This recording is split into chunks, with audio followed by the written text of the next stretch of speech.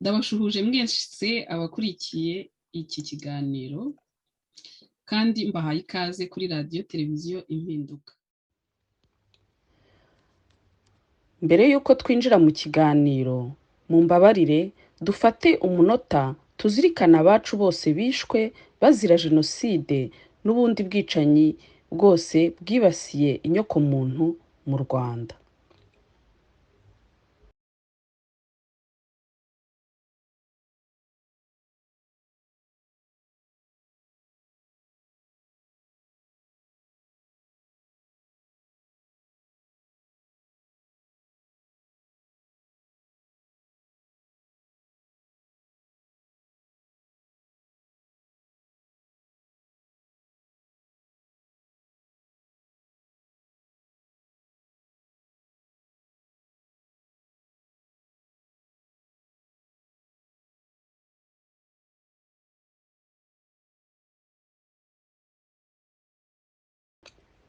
Murakoze.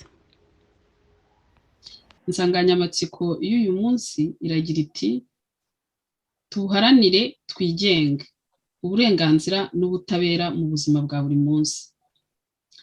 N'abatindiye rero reka nsabe abatumirwa nabo turi kumwe muri iki kiganiro nabo basuhuza. Reka mpere kuri Denis Uwimana twafatanyije gutegura iki kiganiro, abe ari we ubasuhuza. Denis, ijambo ni ryawe.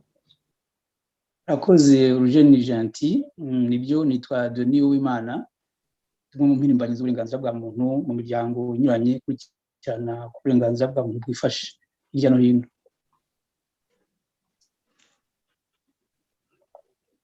Etienne.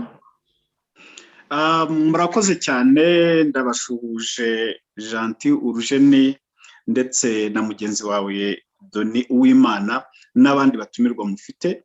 Ngewe nitwa Etienne Mutabazi, ndi i Johannesburg muri Afrika y'Epfo. Turabashimira kubona mwadutumiye muri iki kiganiro. Murakoze cyane. Johannesburg mumeze neza? Tumeze neza cyane. Ikaze. Muhumuza Valentin Akayezu, ijambo ni ryanyu.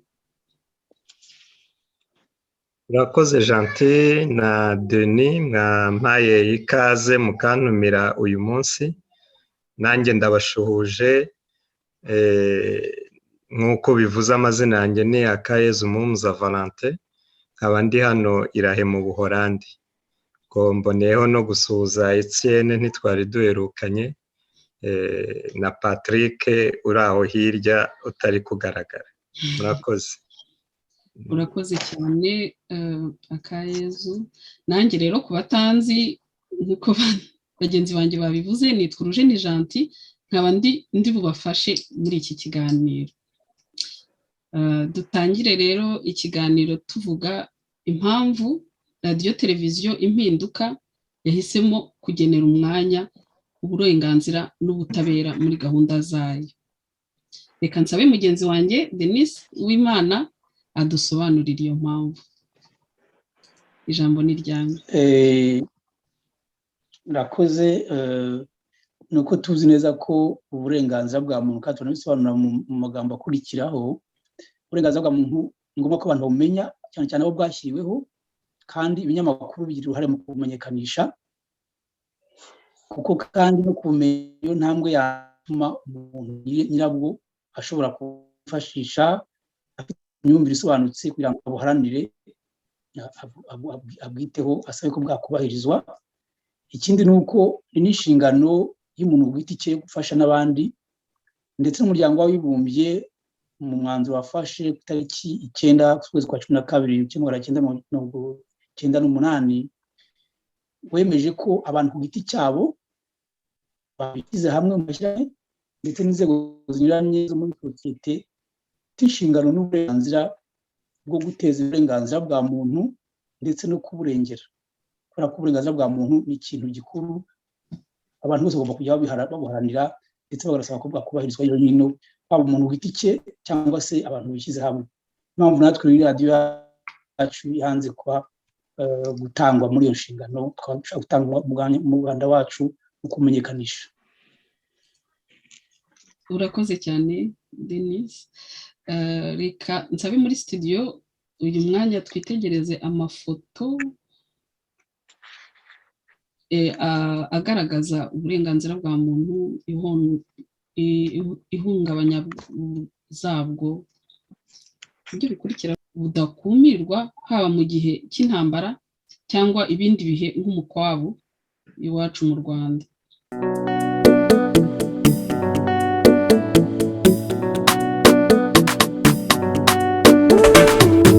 Aho kwica gitera we iki kibimutera, aho kwica gitera we iki kibimutera, aho kwica gitera we iki kibimutera, aho kwica gitera we iki kibimutera.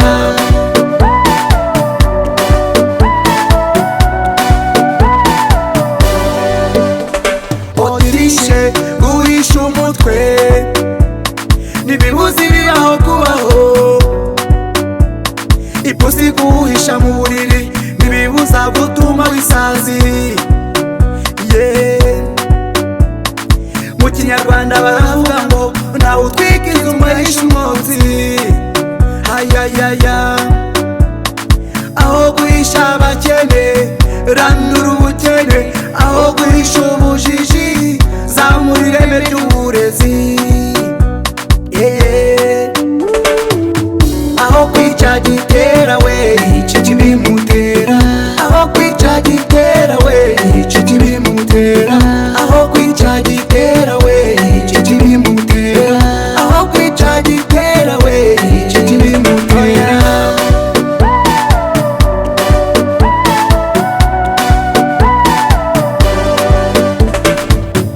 Wishe umunyakuri burya ntuba wishe ukuri.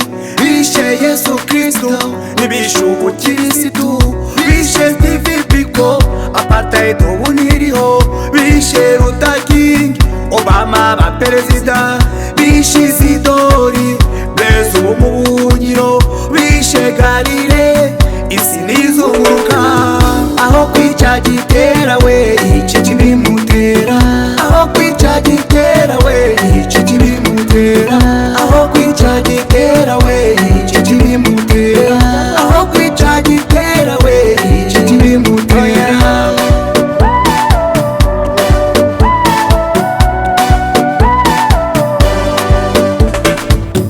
Ingingo y'itatu n'umunani niyubahirizwe kuri bose, aho kwica karasira muhindura ibyababwira, asanzwe atera amabuye izifashwe zikamoka.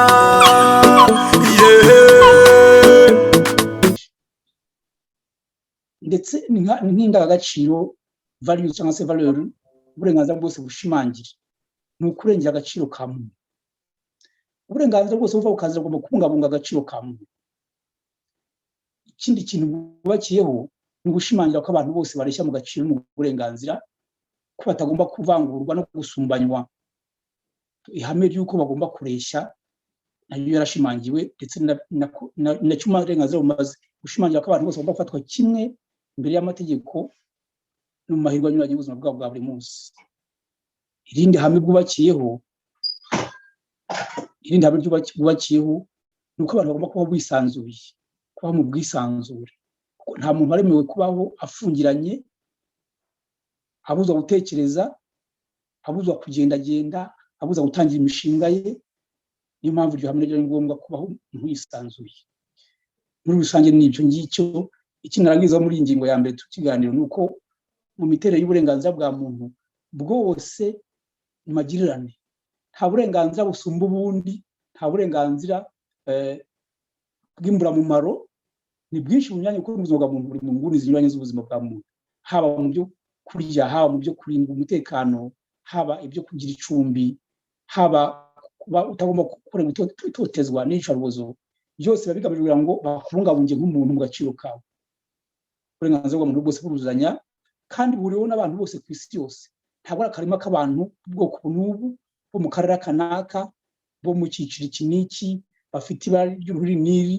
Abantu bose ubwo burenganzira babuhuriyeho, buri muntu wese abwemerewe ahava akagera. Numva ari by'ingenzi twaba turangirijeho muri iki cyiciro cya mbere cyo gusobanura uburenganzira bwa muntu icyo ari cyo. Twavuga muri make ko ari ibintu byose abantu bose bemerewe gukora no gukorerwa kugira ngo bibungabunge birengere agaciro kabo kandi babeho bisanzuye. Ahubwo bigomba kuba bishimangiye mu mategeko y'igihugu umuntu aberewe umwenegihugu kandi binashingiye ku mategeko mpuzamahanga yerekeye uburenganzira bwa muntu. Urakoze cyane ku bisobanuro uduhaye. Noneho reka nsabe umushyitsi Valentin Akayezu atubwire ubwo burenganzira butagomba guhabanywa cyangwa gukumirwa na leta mu bihe byose, bugomba gukumirwa na leta mu bihe byose. Ndagira ngo mbanze mere gato, njyewe ndaza kujya kureba, ntago ndi buvuge byinshi ariko ndareba mu mategeko y'u Rwanda, ariko mbere yaho gato reka mbanze nifashishe ariya masezerano mpuzamahanga y'umuryango w'abibumbye yerekeranye n'uburenganzira mu by'imbonezamubano, ubukungu n'umuco.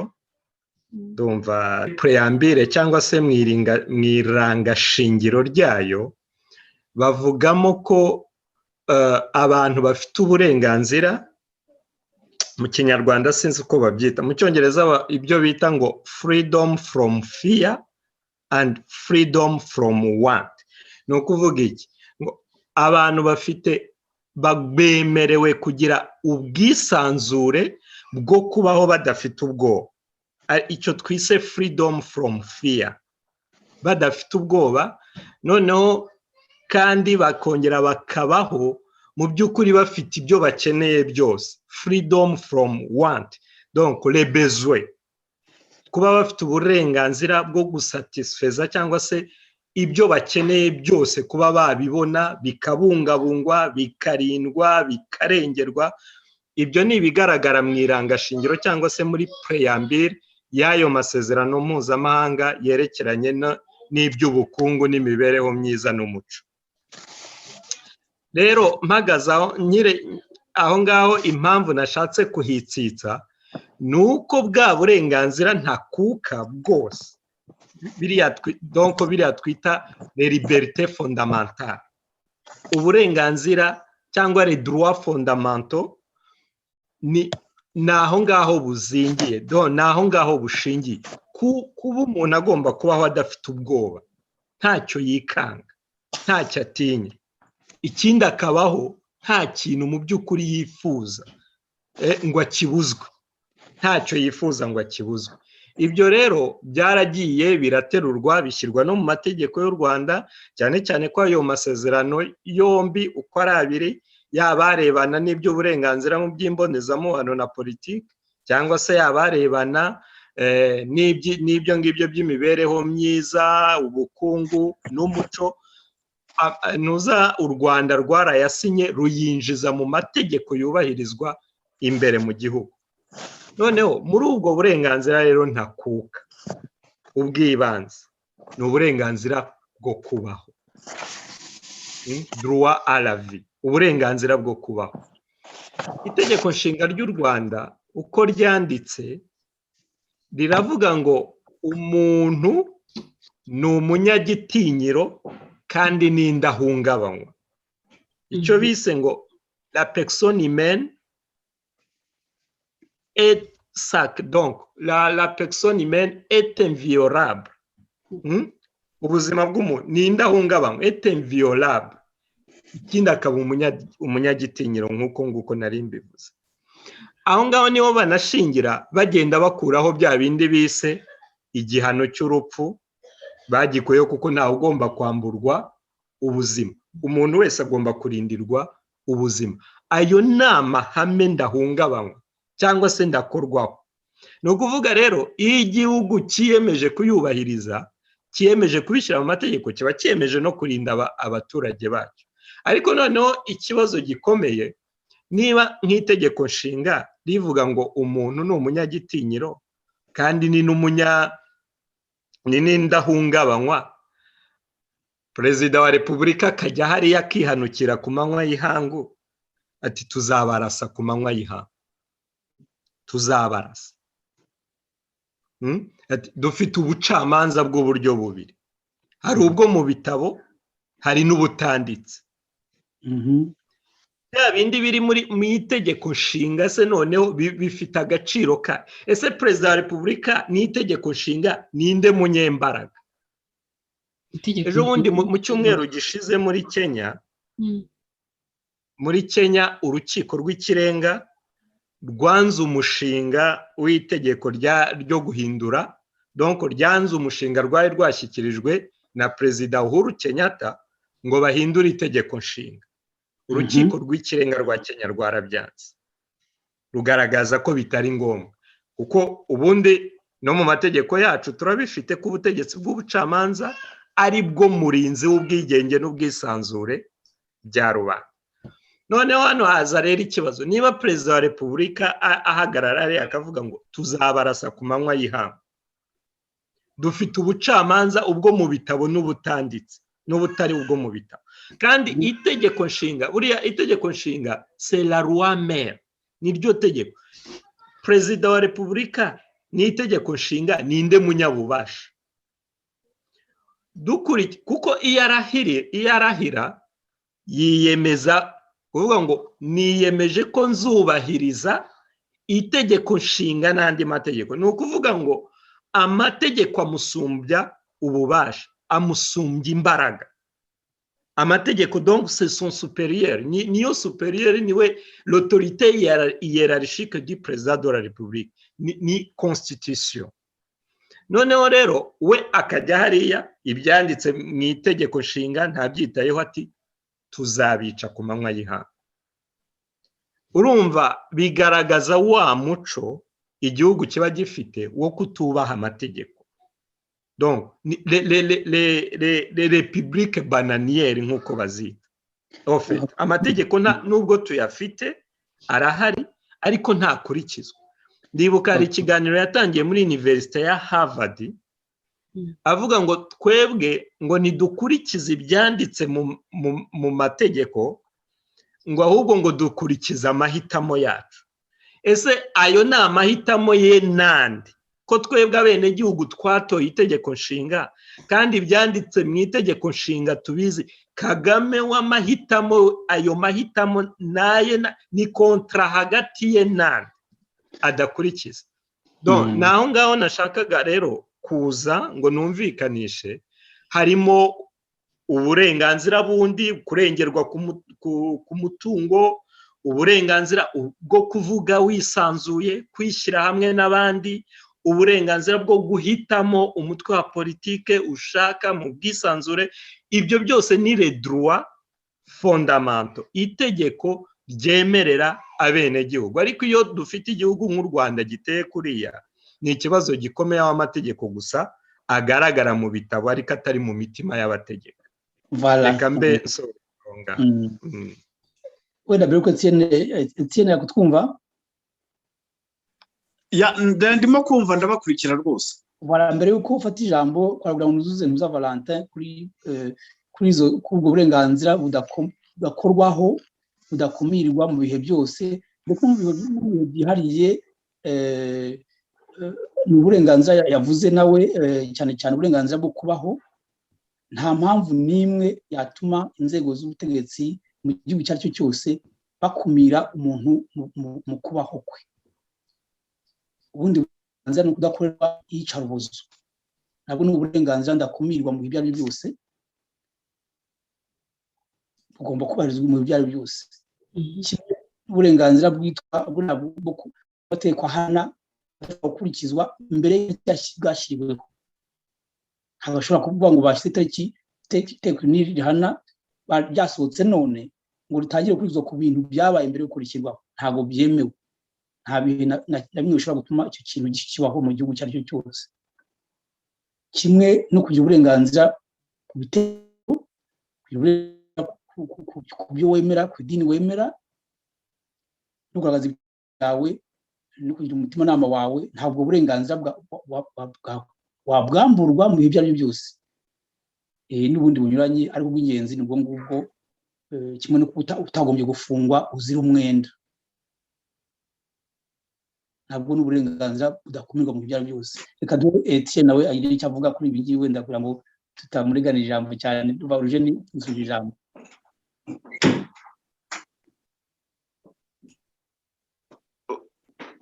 Urakoze Dani, uranyumva?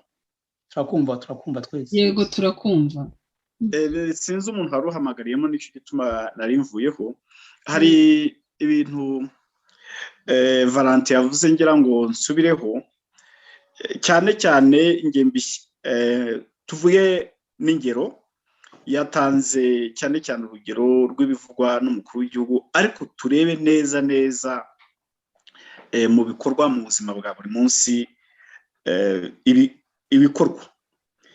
Ndavuga ku burenganzira bwo kubaho, mvuge ku burenganzira ku mutungo kugira ngo niba uriho ugomba no kubona ikigutunga, ariko mvuge no ku bwisanzure. Buriya rero leta ku birebana n'uburenganzira bwa muntu ibishinzwe nibura ibintu nibura 4: ibishinzwe kubwubahiriza, ibishinzwe kubuteza imbere, ibishinzwe gukora icyaha cyo cyose kugira ngo budasubira inyuma. Wenda amagambo y'ikinyarwanda nayabura, ariko hari ikintu bita respect des droits de l'homme, kubaha. Hanyuma protection, la protection kuburinda, kubungabunga. Hanyuma la promotion ni ukuvuga gukora ikintu cyose n'ibitari byakagerwaho bikaba byagerwaho, noneho nyirabwo akagira icyo bita mu cyongereza fulfillment, mbese ukumva utekanye kuko leta ibukurindiye. Ariko nanone tunavuge ku burenganzira ntabwo ubuhabwa na leta. Leta ibyishinzwe n'ibivuze, kubaho ntabwo ari leta ibiguha. Niba itaguha kubaho rero ntabwo yagombye no kugira ububasha ubwo aribwo bwose. Niba tuvuze leta ni ukuvuga perezida ari munsi ya leta. Juge Valente yatubwiye ati perezida yumva ari hejuru y'amategeko, yatanze na ziriya ngero. Ariko reka turebe ku burenganzira bwo kubaho. Kubaho ni ukuvuga yuko buriya umuntu iyo avutse ndetse n'iyo ataravuka aba afite uburenganzira. Nko mu mategeko mboneza mubano hari ihame rivuga ko iyo inda yasamwe, inda y'umwana wasamwe, uwo mwana uzava muri iyo nda yasamwe utaravuka afite uburenganzira ku mutungo. Ni ukuvuga ko ababyeyi be bagomba kwitegura ko uwo mwana uzavuka azagira uburenganzira ku mutungo, ashobora kuzungura umubyeyi we. Baravuga mu gifaransa ngo l'enfant une fois conçu est considéré comme né tant qu'elle exige ses droits. Icyo ni ikintu ni ihame.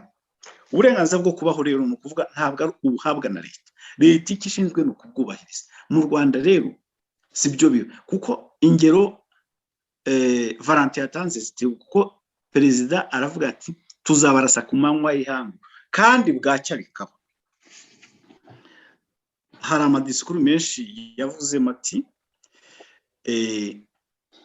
reka mvuge nk'imwe, ati nka Sendashonga hari igihe arenze umurongo atagomba gupfa kandi koko yari yarishwe. Ati wegereye iyi nyubako nakwica. Bukeye koko umwe mu bantu bakoraga imirimo yo kuburanira abandi, Maître Nzamwita, koko ahegereye baramwica, baramurasa.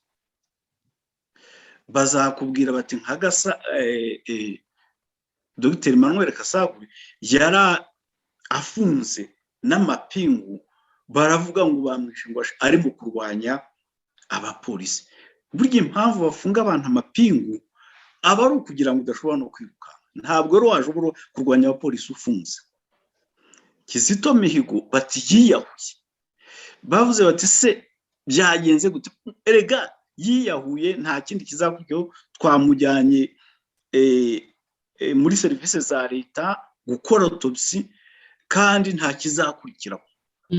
urakoze cyane. hari ihame ibyo nibyo rwose ibyo uri gukomeza uvuga.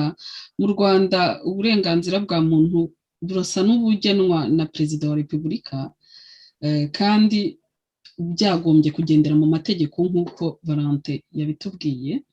Umbabarire kuguca mu ijambo. oya turi mu kiganiro kugira ngo abantu basobanukirwe neza, ndetse ese kuki n'ayo mategeko aba ariho, itegeko kukiriho. Mu by'ukuri inshingano za leta ni umurinzi utegetswe kurinda uburenganzira bwa muntu, igahana abahohoterwa, kandi bagakora ibisabwa ngo ubwo burenganzira n'abahohotewe babone ubutabera, ariko ibyo ntibiba. Nk'urugero wari uri gutanga, Kizito Mihigo yarapfuye, yarishwe, baravuga bati yiyahuye, nuko bimeze, ntihagire n'ikindi kintu mutubaza. Niba abashaka gukora private investigation ntibyemewe. Mbese ibyo uvuga nibyo. ndongeraho ko leta burya gukora intuza amapereza kugira ngo umenye uko umuntu yapfuye ni inshingano ya leta. Ni inshingano ya leta kuko muri mu nshingano ifite zo kubahiriza ubwo burenganzira bwa muntu no kuburinda, n'iyo umuntu yapfuye atishwe n'urw'ikirago muri naturel, bagomba gukurikirana bakatangaza icyamwishe. Nababwiye abo bantu, mwongereho abantu bose muzi bapfuye mu Rwanda, mumbwire niba hari uwari babona urubanza rw'abishe Rwigara, Asenapol, umanza umuntu wamwishe nuba agihahamutse hashize imyaka 7.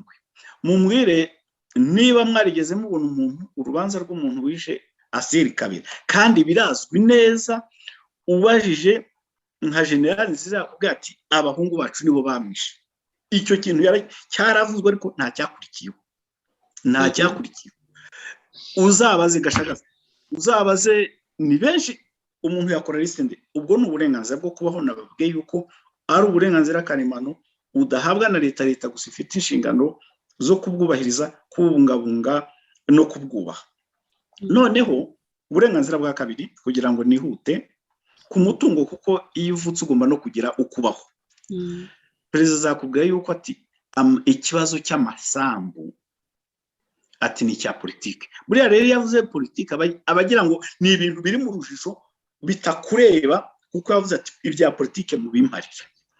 Abantu benshi rero cyane cyane abanyarwanda bakumva ko politike ni uburyo bwiza bwo kuyobora abandi bantu mu bintu bisobanutse. Politike ni uburyo bwiza bwo kuyobora abandi bantu, ariko iyo yavuze politike abagira ngo akwereke ko ni cya kintu utumva kimeze nk'igihu, utagomba kubazaho ikibazo, wumva uti hari abo igenewe n'abitagenewe. Icyo ku mutungo rero yaravuze ati amasambu ni ikibazo cya politiki, kugira ngo batagira ugira icyo kivugaho. Muzarebe inshuro bamaze guhindura itegeko rigenga ubutaka, aho abantu ubutaka bavukiyeho icyo bita gakondo bagize gutyo bati ubu bubaye bwa leta. Mbere bitaramera kuriya abanyarwanda bagiraga ubutaka bwabo, na leta ikagira icyo bita umutungo wayo bwite, ikajyana n'umutungo navuga ishobora kujyana mu bucuruzi. Ndumva ndi kumwe n'umunyamategeko, ariko ubu ubutaka abaturage kugira ngo bagire icyo babukoresha barakodesha. Hari n'igihe baguha igihe, numara igihe kingana gutya ntacyo ukoraho tuzabutwara. Umunyarwanda umwambuye ubutaka yatungwa n'iki? Nta kiba gisigaye.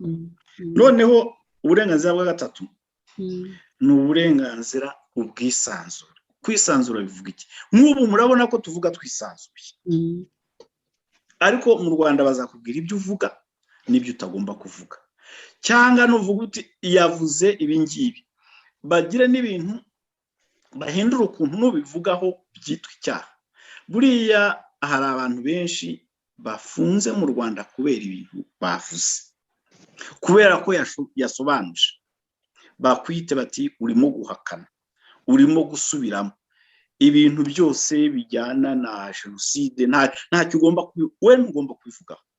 Nyamara ku rundi ruhande ukagira abantu nk'abatomu ndahiro bakajya hariya bakavuga ikintu cyose bishakiye, bavuga ko wonsa amashereka arimo ingengabitekerezo, ibintu nk'ibyo ngibyo. Muzumve mu Rwanda hari abemerewe kuvuga ibi n'ibi n'abatemerewe kuko bivuze bibi cyaha. Ubwisanzure buri heshye. Wazabigarukaho mu kindi kiganiro. Noneho izo nzego mu by'ukuri nakubwiye nti leta impamvu ariyo nuko nyine mu bwumvikane bw'abantu muri sosiyete hagomba kuba abari imbere bemeranijweho n'abandi. Ari byo Valanta avuga ati amategeko erega burya nayo ni ikintu cyoroshye. Ni ukuvuga ko buriya buri muntu ku giti cye umwe muri twe afite uburyo abaho, ariko iyo tubaye babiri tugomba kugira ikitugenga.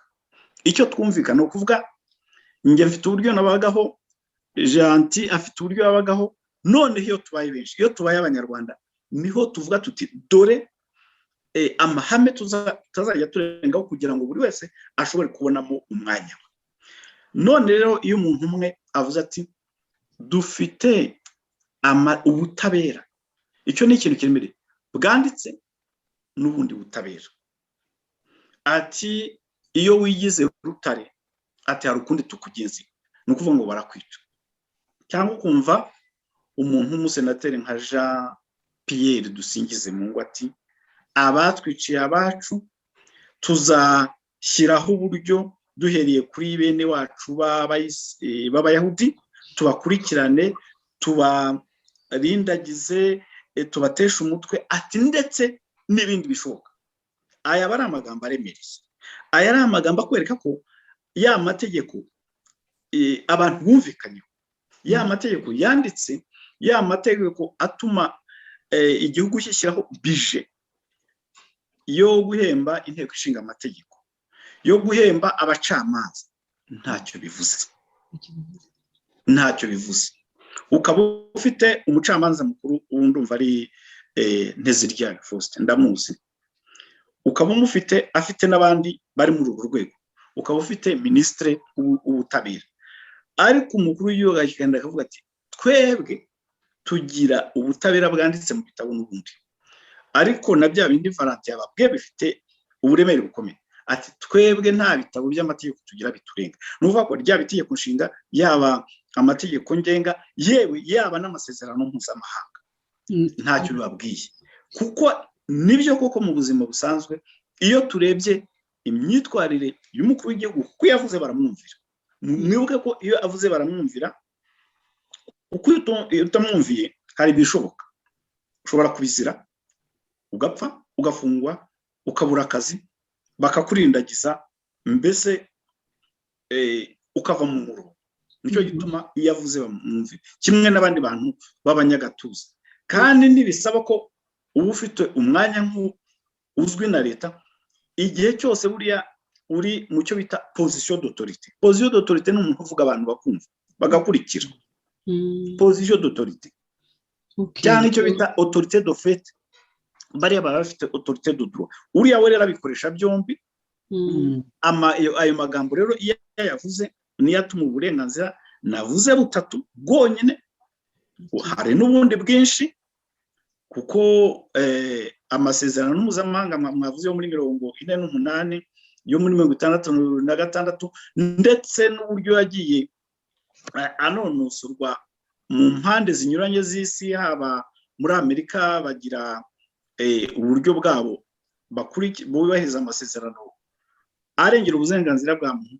Mu Buraya biriho, muri Afurika dufite Charte africaine des droits de l'homme et du peuple, na buri gihugu kikagira ibyiciro bitandukanye bigenda byubahiriza buri gace k'uburenganzira. Ibyo ni ibintu biba bisinye, ariko umutegetsi wo hejuru, umunyarwanda wa mbere ufite ububasha, ufite n'inshingano, akavuga ati nta gitabo cy'amategeko kitugenga, twebwe dukoresha ubushake bwacu.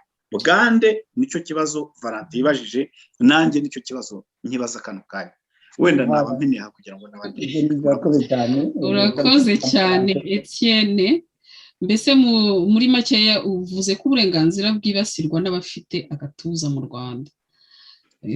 Icyo ni iki mpise nibaza, ese abakora muri izo nzego nyine zishinzwe ubutabera bo bakora bate, bamaze iki, baba bumva? Sinzi niba Valante Akayezu hari icyo yabitubwiraho, niba bakorera kuri menace. Twakomeza ikiganiro Valante akagira icyo abivugaho.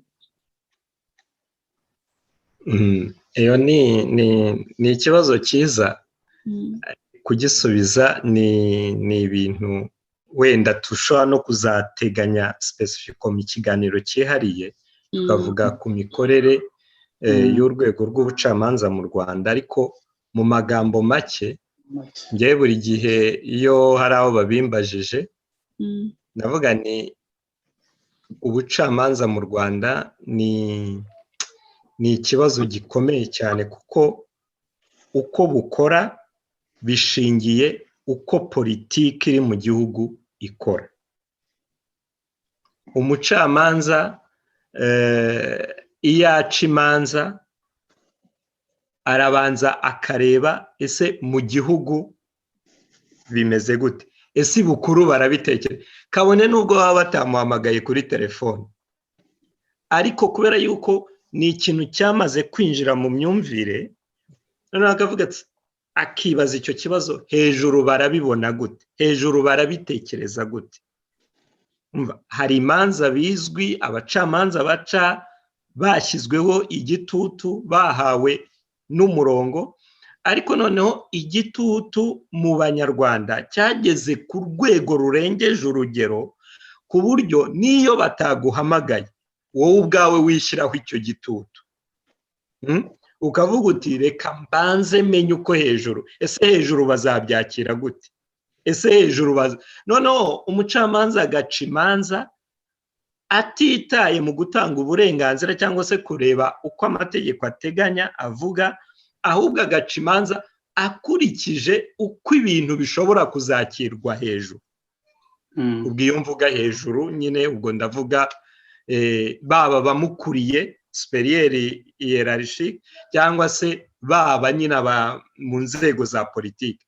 Umucamanza ntaba ari wenyine, ucaha meya akakubaza, ucaha gitifu akakubaza, komanda wa polisi akakubaza, ushinzwe NSS iperereza akakubaza, ushinzwe ingabo akakubaza, n'umuturage usanzwe akaza kugushyiraho iterabwoba. Wajya mu kabari, dore ni wa mucamanza w'umutwe muremure w'iki. Urumva, donc sosiyete y'u Rwanda iri complex, iragoye cyane, ku buryo ntago abakozi cyangwa se abakorera rubanda bakora bitaye ku nyungu rusange, ahubwo bakora bashaka gushimisha inyungu z'abategeka. Inyungu z'abategeka ni izihe? Sinzi niba mwarumvise mu Rwanda, wenda Denis wari ugihari, uribuka bakuraho iriya donc biriya bintu bya charroi publique, bazanaho guha abantu imodoka zabo. Abakozi bakuye imodoka za leta bakajya baha abantu imodoka zabo bagenderamo. Noneho izo modoka ziza barazibaye, uzi n'abanyarwanda bazihaye, bazihawe ngo mpatswe n'umugabo. Mwabyumvise? Urumva rero, niba uri umucamanza ugendera mu modoka ukumva ko iyo modoka mu myumvire yawe ni mpatswe n'umugabo, niwe ukorera. Nta nubwo utekereza ko iriya modoka iva mu misoro ya rubanda, ahubwo uwayiguhaye niwe uzakorera gushimisha, niwe uzakorera kubungabungira inyungu. Icyo gitutu rero si abacamanza gusa, n'abandi bakorera leta baragifite kibariho, ariko hano turibanda ku bashinzwe kurengera uburenganzira bwa muntu. Si n'abacamanza gusa, harimo n'abashinjacyaha n'abavoka. Icyo ndimo ndagira ngo ntange hano ishusho y'uko umwuka w'ubutabera mu Rwanda iteye. Hano Abahorandi batanga amafaranga menshi mu bintu bya justice mu Rwanda. Nicyo gihugu gitanga amafaranga menshi mu gushyigikira amafaranga urwego rw'ubutabera. Noneho urabona mu Rwanda mu by'ukuri twavuga yuko nta miryango ya societe civile ikihaba, ihasigaye yose ni abasharirata cyangwa se ni ya yindi ikora ni za branche za FPR igihe niko nzita zitwa societe civile. Noneho hari umuryango witwa Legal Aid Forum uhabwa amafaranga menshi cyane yo gushyigikira abatishoboye bafite ibibazo byo kujya mu manza, biriya bita aide juridique. Ayo mafaranga yose aza amenshi arakata akajya muri FPR, abayoboye bahita bayajyana hari. None se niba urugaga rw'abavoka, niba societe civile ni nk'ijisho rya rubanda, ni nk'ijisho rya rubanda, ikaba iteye ityo nta bwisanzure ifite, ese wa mucamanza we uzihandagazaho kugira ubwigenge azarengerwa nande? Nta kintu kizamurengera. Urwego arimo ibyo tuzabigaruka wenda mu kiganiro cyihariye nitubijyamo, ariko niba umucamanza inzego akorera zitamurengera, societe civile irebera rubanda niyo yakagombye guhaguruka niba umucamanza agerageje kugira ubwisanzure ikamuvuganira. Noneho reba societe civile yarigaruriwe iri mu kwaha, urugaga rw'abavoka ruri mu kwaha kwa FPR. Donc instruments zose zakagombye kurengera umuturage mu gihugu ntizikora, ntizibaho. Donc u Rwanda mu bitabo abatabizi barabibona ni igihugu gitangarirwa, ariko abazi u Rwanda bazi ko irenze no ngira ngo Eritrea niyo bajya bavuga irushije no kuba yakoreya y'amajyaruguru, jewe niko njya mbivuga muri makeya ntarambiranye. We tuzabivuga mu biganiro byihariye bizaza. Hari ikintu nagira ngo nuyunganireho Valentin, kubirebana biranangora kubyita ubutabera cyangwa ubucamanza. Buriya murahitamo iri jambo mwumva ribanogeye, kuko uvuze ubutabera umuntu yagira ngo naho mwicaye naho iryo jambo barabikoresha, ariko ibibera iwacu sinzi uko umuntu yabyita. Avuze abagombye kurengera uburenganzira bwa muntu, atanga urugero ku bacamanza ndetse no ku bavoka. Ikintu njya mwunganireho, muribuka bafata nako bashimuta Rusesabagina, perezida yaravuze, perezida wa Repubulika ati afite amaraso y'abanyarwanda ku biganza. Buriya rero iyo umukuru w'igihugu uvuze biriya, waba umushinjacyaha waba umucamanza, uko waba umeze kose, imyaka waba ufite yose, ugomba kumva ayo mategeko yatanzwe. Ntabwo rero wari kwitega ko uriya mugabo Rusesabagina batari kumuha imyaka nk'iyo bamuhaye. Cyokora gusa we yabaye intwari, aravuga ati ibyo bintu simbijyamo. Wabona umucamanza perezida akavuga ati umuntu afite amaraso y'abanyarwanda, wowe ukaba hari n'ikimenyetso kimurengera, wakwemera? Bara ministre ubu ambasaderi w'u Rwanda mu Bwongereza yavuze ati leta niyo yishyuye. Niyo atabivuga ubwabyo kubona bazana Constante niyo mwungeraza kuvuga ati nagiyeyo, umuntu w'umupartikiriye wagiye mu ndege, ziriya ndege zirahenda cyane kuko nizo perezida atunze, akagenda agategereza umuntu i Dubai, bakazana ari babiri mu ndege. Mwese mwagiye mu ndege, sinzi niba hari uwari wagenda mu ndege n'undi muntu umwe n'abapilote. Ubwabyo byari bihagije, nta nubwo twari dukeneye ko Businge avuga ati leta niyo yishyuye, ntabwo twari tubikeneye. Noneho wamara kubona iyo shusho, hari ubwo uri umucamanza, hari ubwo uri umushinjacyaha, uri n'avoka, wabigenza ute? Ndabaho urundi rugero. Buriya kuko turi kumwe na Valentin Akayezu yabaye umucamanza, hari ibintu bibera mu Rwanda utazigera ubona ahandi. Hari abantu bafata bakababika igihe kirekire utazi aho bari, noneho wajya kumva ukabona baraberekanye. Navuze Rusesabagina baramufasha amara igihe nta muntu uzabarizwa, nta muntu uzi ibyo bamukoreye.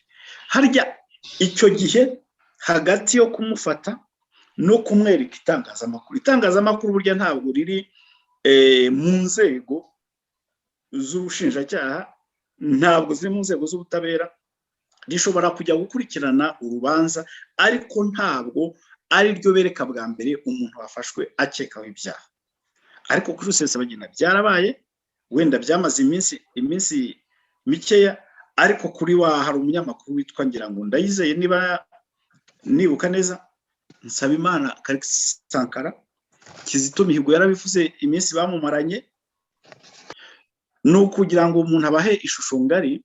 Noneho mu biganiro bizakurikiraho mujye mugenda mufatamo agapande tukamareho umwanya. Murakoze. Urakoze cyane Etienne. Mu by'ukuri mutwumvishije ko wowe na Valentin ubucamanza n'ubutabera mu Rwanda bukorera umuntu umwe, Perezida wa Repubulika. Uburenganzira bwa muntu bukomeje guhungabanywa no guhonyorwa. Mureke dufate akaruhuko gatoya, twumve indirimbo, ubundi nyuma turaza kuganira gato uburyo twaca akarengane k'ibihekane gakomeje kuba mu gihugu cyacu.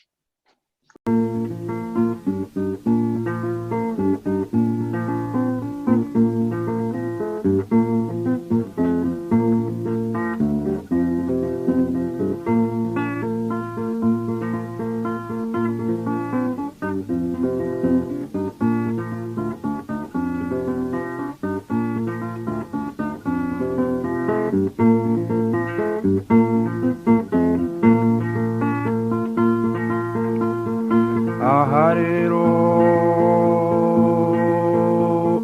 amahoro ku giti cy'umuntu n'uburenganzira bushobotse mu mibereho ye n'abandi, mu migirire yagennye ubwe, atabangamiye rubanda nk'uko bazira kubimugirira nabo.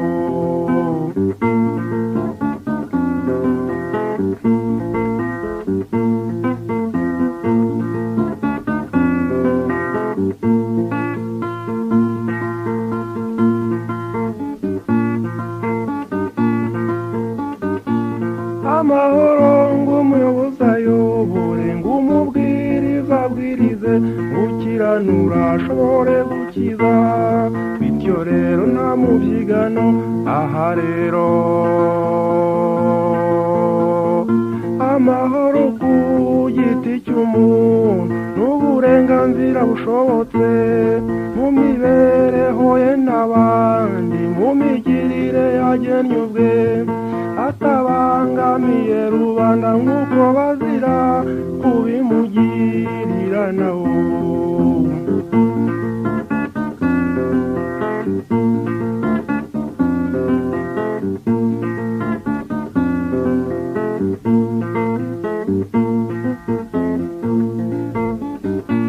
Ngo mu bwenge n'imbaraga umuhinzi avane mu burumbuke, kuko ari cyo gihembo cy'imiruho buri muntu ku by'amahoro.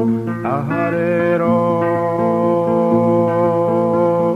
amahoro ku giti cy'umuntu n'uburenganzira bushobotse mu mibereho ye n'abandi, mu migirire yagennye ubwe, atabangamiye rubanda nk'uko bazira kubimugirira nabo.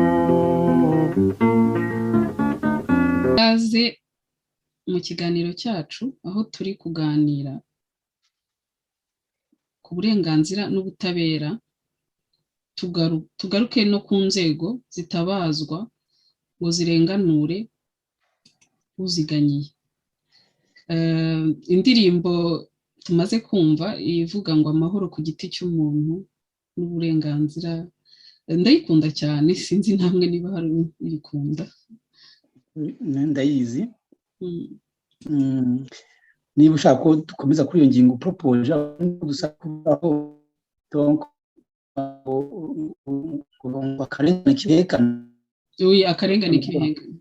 Ijambo ntabwo ari tujya turyumva. Warivuze no wenda yamaze kureba uko abantu barenganurwa cyangwa se bitabira inzego n'uburyo zita ku bibazo izo nzego bazigejejeho. Wenda icyo twavuga ni ukuvuga tuti mu buzima bwa buri munsi hari inshingano izo nzego zifite, kuko amategeko mpuzamahanga y'uburenganzira bwa muntu ateganya ko leta za leta nizo zishinzwe kubahiriza uburenganzira, kubushyira mu mategeko igihugu kigenderaho. Iyo uburenganzira bukwiye mu masezerano mpuzamahanga icyo gihugu cyemeje burundu, leta ni nayo isabwa kwifata ikareka abantu bakisanzura ku burenganzira bumwe na bumwe, naho ku bundi isabwa gukora ibikorwa bifatika kugira ngo bushoboke guhabwa bene igihugu, nko gushyiraho amashuri kugira ngo umuntu wese agire uburenganzira ku burere bwiza, gushyiraho ibigo byo kuvura abantu kugira ngo umuntu agire uburenganzira bwiza, gufata neza cyangwa se no guhugura inzego z'umutekano, izo nzego z'umutekano zirinda abantu umutekano wabo nabwo n'uburenganzira, gufata n'ibindi bihugu by'amahanga kugira ngo icyo gihugu kibone amikoro, amafaranga avuye mu baterankunga banyuranye, kugira ngo icyo gihugu gitsure imibereho myiza y'abaturage, hagira imishinga y'iterambere, abaturage batuye hano habona amazi meza, n'utuye za Rwamagana abona amazi meza, utuye Bweye yabone umuhanda umujyana mu bitaro, aho kugira ngo bagenda bahetse umubyeyi ugiye kubyara, bagenda amasaha n'amasaha bashakira ngo bagiye ku ivuriro rya hafi. Izo leta zisabwa nazo gukora ibyo bintu byose. Ubwo rero usibye izo nshingano rusange zo kwita ku burenganzira bwa muntu no kubiteza imbere, hari n'uko leta ariyo nk'uko Valentin yabivuze inaryozwa iyo habaye ubutazo bw'uburenganzira bwa muntu. Wenda twafatanyije ukavuga uti Valentin dusobanura uti umuntu aramutse ahohotewe na daso bakamukubita, daso akamukubita, wenda ajya aregera ku rukiko mu karere ke rwitwa muki, iyo sajuri yajurira kuri rwego, wenda dufata urugero rufatika ukuntu yambaza urwego rw'ubucamanza ku kibazo gifatika. Umuntu ukubiswe na daso abigenza ate? Aregera he? Umuntu anyambuye inka yanjye najya hehe? Urukiko rwa mbere babanza rwitwa muki bitewe n'ikibazo ko giteye. Voilà. Ikibazo nibyo nk'uko nabivuze, hari ikibazo cy'igitutu ubucamanza bukoreraho mu Rwanda. Cyo ni ikibazo gikomeye cyane, numva abantu bakwiye guhagurukira kigashakirwa umuti, kandi njyewe nizera yuko binashoboka. Wenda ibyo ngibyo tuzabirambura mu biganiro bizaza, cyangwa se dushobora no kuganira mu bundi buryo bwihariye tutarinze kuza hano en public, kugira ngo turebe ingamba zafatwa, cyane cyane ko niyo tuvuga ibyo tuvuga twaba turi nko kugira inama bari abategetsi, kandi bakajya kukwica ibyo dushaka kugeraho hakiri kare. Ariko hari ingamba nyinshi abantu bashobora gutekereza, ariko kimwe cyo cya mbere cy'ingenzi bungukiramo mu kugira ngo bakomeze guhekesha abanyarwanda ku karengane k'ibihekane. Nakunze iyo terme, akarengane k'ibihekane. Hari icyo baprofita gikomeye cyane. Yego, hari ubwoba bashizemo abanyarwanda, ubwo bwo burahari nta kubushidikanyaho, ariko harimo no kutamenya amategeko kw'abanyarwanda benshi. Amategeko navuga yuko u Rwanda harimo amategeko batekinitse yanditse ku buryo buha ubutegetsi inyungu afunze, ariko nk'iyo ugeze mu mategeko arebana n'imikorere y'iby'ubucamanza, cyane cyane nyine ko u Rwanda ruba rushaka gucuruza ya shusho yarwo yuko ari igihugu cyagize aho gitera intambwe, urebye imyandikire y'amategeko y'ubucamanza, y'imikorere y'inzego z'ubucamanza, navuga ko yanditse neza. Ikigoye ni ukuyakurikiza, ikigoye ni ukuyashyira mu bikorwa. Noneho rero, ese abanyarwanda bakora iki mu gihe bahohotewe? Ikintu numva gikwiye cya mbere ni ukubanza kumenyekanisha amategeko arengera abantu bakayamenya, kuko burya abantu bakomeje no kujya bashyira presiyo kuri izo nzego z'ubutabera, ibibazo byabo bikajya ari byinshi, bagatinyuka bakabijyanayo, nayo burya ni forume ya revolisiyo. Revolisiyo burya si ukujya mu muhanda gusa, hari n'ukuntu mushobora gushyira inzego kuri challenge, mukazishyira kuri challenge, noneho ibibazo byanyu mugatinyuka mukabijyanayo nta mususu, mukajurira ahantu hose hashoboka, noneho za nzego zikaba kuri presiyo, zikaba kuri iyo presiyo. Iyo nayo burya n'indi forume ya revolisiyo nayo irashoboka. Noneho rero ikibazo, hari ihohoterwa risanzwe, hari abahohoterwa bibagiraho ingaruka ku mubiri, ku buzima bwabo bwite, ku buzima bw'imitekerereze yabo, kuko burya amategeko arengera umuntu mu buryo bubiri. Hari ukumurengera kuri icyo ku buzima, ku mubiri, icyo twita l'intégrité physique. Ihohotera rimukorerwaho directement rikagira ingaruka ku mubiri we. Noneho hakaba na protection irebana na intégrité morale de la personne. Ushobora kutagira ihungabana ku mubiri, ariko ibikorwa byagukorewe bikagutera ihungabana mu mitekerereze. Donc icyo twita iyo intégrité morale. Ibyo iyo bibaye ni inzego z'ubucamanza, donc bajya mu manza cyangwa se mu nkiko shinjabyaha, ari naho polisi iza, ari naho abashinjacyaha baza, ukajyana ibirego muri ubu ni RIB, ukajyana ikirego cyawe muri RIB ukavuga umuntu wakuregeye. Ariko noneho aho sinshaka kuhatinda. Reka kugira ngo, kuko ikibazo gikomeye dufite ni uburyo leta ubwayo igira uruhare mu guhohotera abaturage. Noneho ugasanga ikibazo gikomeye, abaturage baricecekeye. Twabonye meya wa Nyamata akubita umuturage mu minsi yashize. Ni meya wa Nyamata yakubise umuturage ku mugaragaro. Niba ari meya wakubiswe, niba ari umuturage wamukubise simbizi, ariko tuzi yuko ibyo bibaho. Twabonye abasirikare bakubita abaturage, twabonye abameya bakubita abaturage, twabonye abayobozi batandukanye bakubita abaturage. Si no kubakubita gusa, cyangwa bakanabohohotera mu bundi buryo butandukanye, no kubashyiraho iterabwoba, kubambura imitungo yabo, kugira gute. Ese iby'iyo bibaye bigenda gute? Hari uburyo bubiri. Nk'ubu tuvuge niba meya cyangwa se gitifu w'umurenge aguhohoteye, icyo cyaha gikoze nk'umuntu, ushobora kugenda ukamurega mu nzego, mu nkiko nshinjabyaha. Reka ntange urugero. Karugarama Tarisisi akiri minisitiri w'ubucamanza yakoreye ihohotera umushumba we,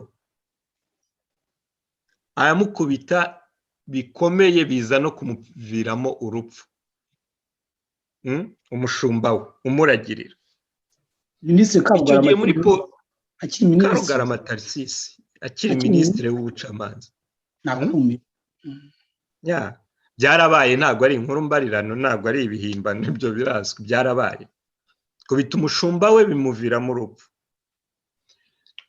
Hari umuntu wari ukuriye icyo gihe RIB yari itarajyaho, hariho biriya bitaga CID, yakoreraga muri polisi, donc babyitaga Criminal Investigation Department, donc Département de l'Investigation Criminelle muri polisi. Yari ikuriwe na Christophe Bizimungu. Ni umuntu ku bwanjye ni umugabo fata vraiment nk'umuntu stenome de droit, niko Christophe mufata. Yahangaye ministre Karugarama aramuhamagaza, amukorera PV nuza d'audition, arazikora. Ministre ashaka ko urumva yari umukozi we, umukozi wawe araguhamagaje uze kwisobanura ko minisitiri niwe ukuriye inzego z'ubushinjacyaha n'iz'ubugenzacyaha, donc niwe autorité supérieure w'inzego z'ubushinjacyaha n'iz'ubugenzacyaha. Umukozi we niko nabyita aramuhamagaye, Christophe Bizimungu niwe icyo gihe wari ukuriye CID. Minisitiri ashaka gushyiraho iterabwoba n'icyo abantu baramubwira bati niba ari Christophe waguhamagaje nushaka ugende witabe, nubwo waba uri minisitiri, Christophe yakwemera agapfa. Ati yakwemera agapfa, ntabwo ari Karugarama yaramuhamagaje amukorera dosiye iba transimi bayirira mu zindi nzego, ariko Christophe yakoze akazi ke. Bizimungu Christophe akazi ke yakarangije. Urumva rero habaye iyo courage yo kuba icyo kintu cyarakozwe, byerekana yuko abantu batinyutse burya bagashira ubwoba, ibintu birashoboka. Donc hari ihohoterwa rero rishobora gukorerwa umuntu ku giti cye akarijyana mu nzego z'ubugenzacyaha n'ubushinjacyaha, ariko noneho hakabaho n'indishyi.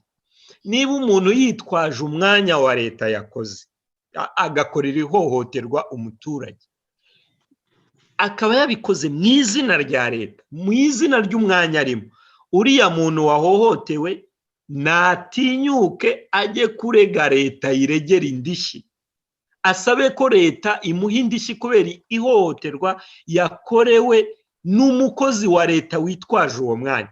Abanyarwanda numva ko bakwiye gutinyuka ibyo bintu bakabikora. Ejo bundi twahoze tuvuga ku rubanza rwa Gerard uraye neza warekuwe, wagizwe umwere, ibintu bye yarabyambuwe, imitungo ye yose yarayambuwe, urukiko rw'ubujurire ngo rumugize umwere. Ariko kukugira umwere baguhinduye umutindi, imitungo yawe yose barayitwaye, nta kintu bagusubije, ubaye umwere ute? Biriya ntabwo ari ukuba umwere, ni ikinamico jyewe niko mbyita. Kuko ni ikintu gitangaje, baba bakwambuye uburenganzira bwawe bwose. Ni ikintu gitangaje nuko mu rubanza rw'urukiko rw'ubujurire banditse ngo ntago yemewe kuregera indishyi. Donc bamubujije ubwo burenganzira. Icyo bamuhaye gusa ngo ni ukumusohora muri gereza akajya kuryama iwe mu nzu, nicyo bamuhaye, nta kindi. Ibyo ni ibyo abantu bise ubutabera, biriya ntabwo ari ubutabera. Urukiko ruravuga ngo ntiyemerewe, ngo nta burenganzira bwo kuregera indishyi afite, ntiyemerewe kuregera indishyi. Urumva nk'ibyo bintu uraye neza atinyutse akagira iyo courage akajya muri Cour supreme, muri imbere ya Cour supreme mu bubasha bwayo bwo kuburanisha ibirebana n'itegeko nshinga, akerekana ko icyemezo cy'urukiko rw'ubujurire kimubuza kuregera indishyi kinyuranyije n'itegeko nshinga, akakiregera. Noneho tukazareba uburyo urukiko rw'ikirenga ruzabyitwaramo. Ni nk'ibi ngibi byabaye idamange, ni nk'ibi ngibi byaba Karasira, ni nk'ibi ngibi byaba Dr Christophe Kayumba, Barashidi n'abandi. Bariya bantu ibyo bakoze ni uburenganzira itegeko ryemera, ni ubwisanzure.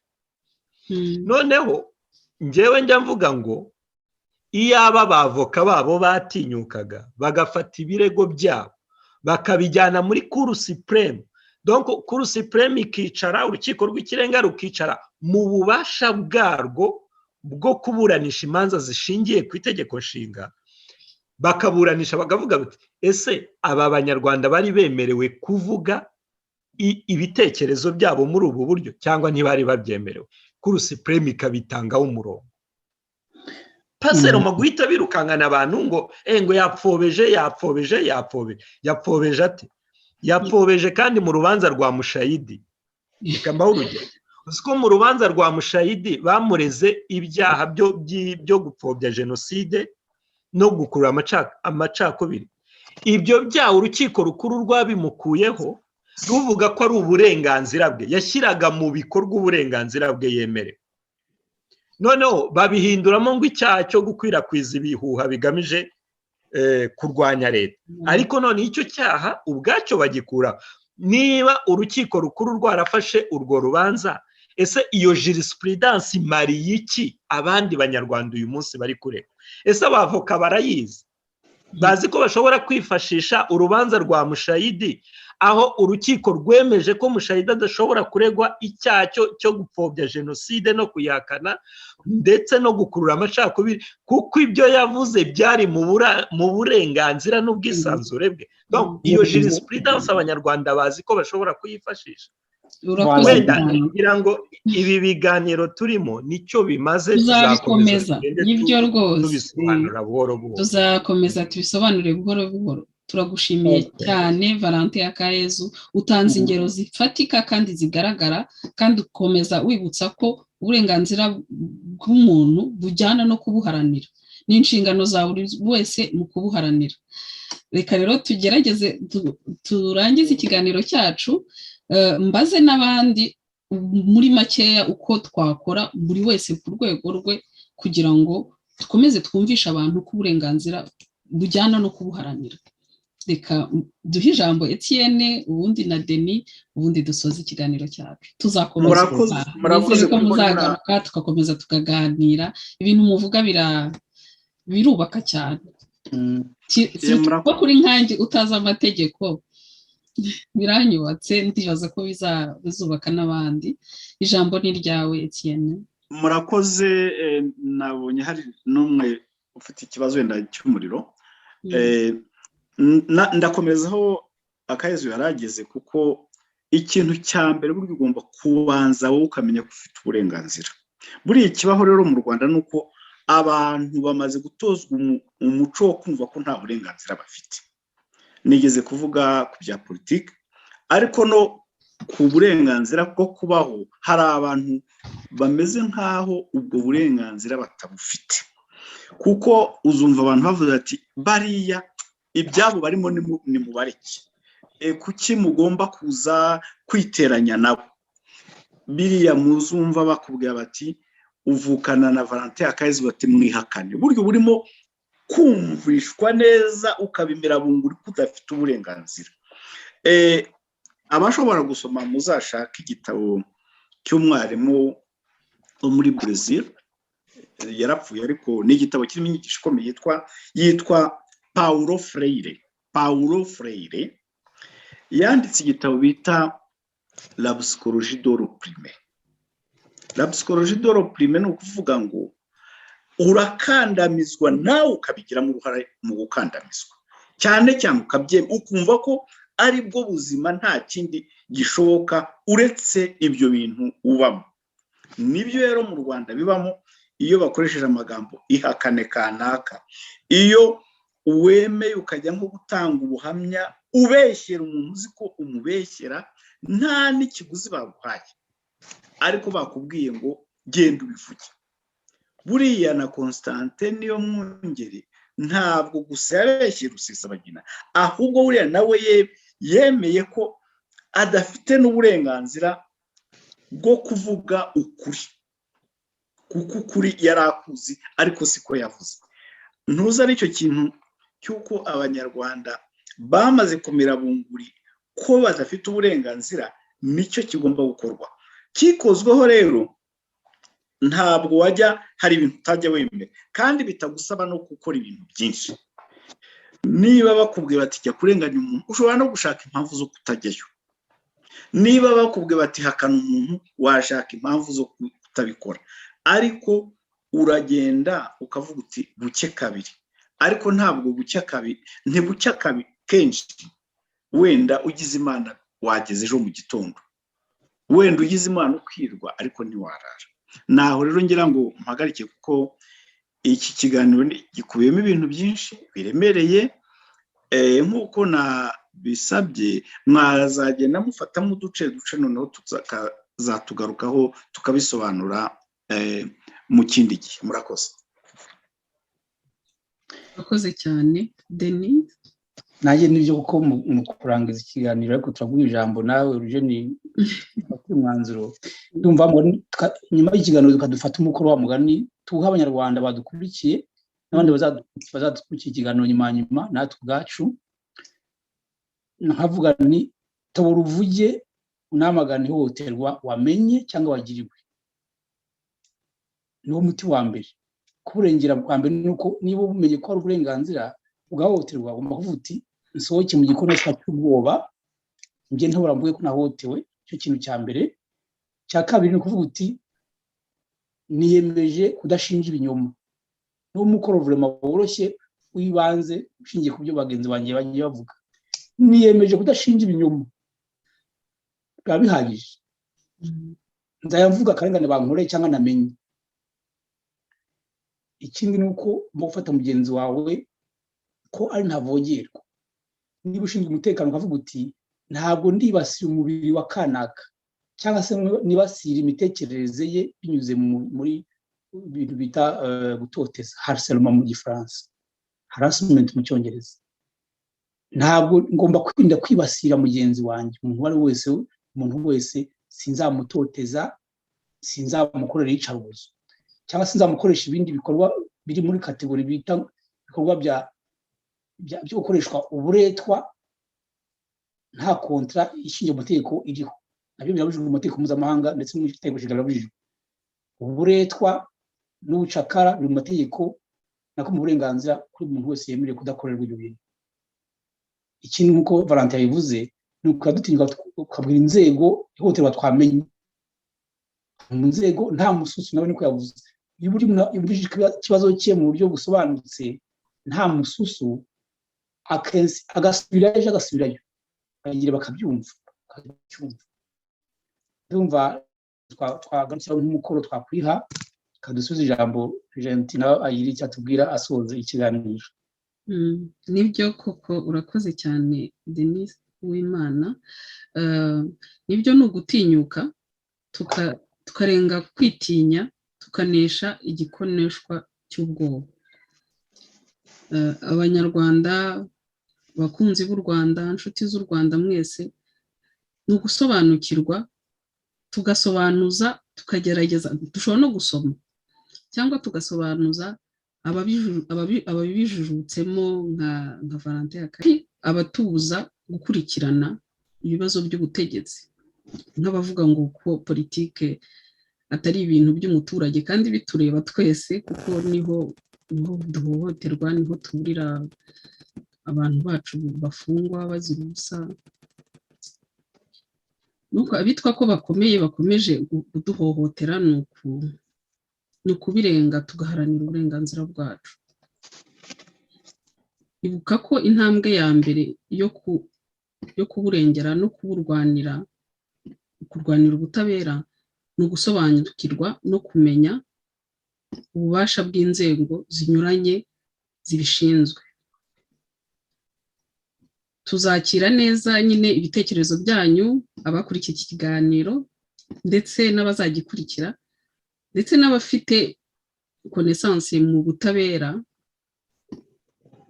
Tubibutse ko nyine mushobora kutwandikira mu biganiro bizaza, nk'uko twabivuze tuzabicamo ibice dukomeze tuganire kuri iyi ngingo kugeza ubwo abantu bose twese tugize connaissance muri aka karengane,